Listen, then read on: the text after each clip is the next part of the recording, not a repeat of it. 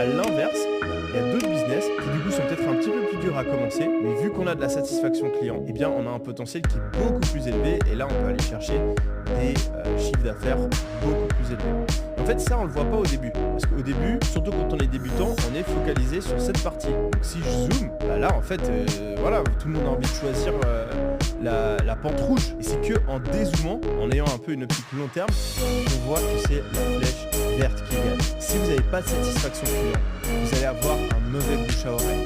Le bouche à oreille, c'est tout simplement ce que les gens disent sur votre produit. Ça peut être en vrai, dans la rue, entre amis, etc. Ça peut aussi être en ligne. Ça peut être toutes les répercussions que ça peut avoir.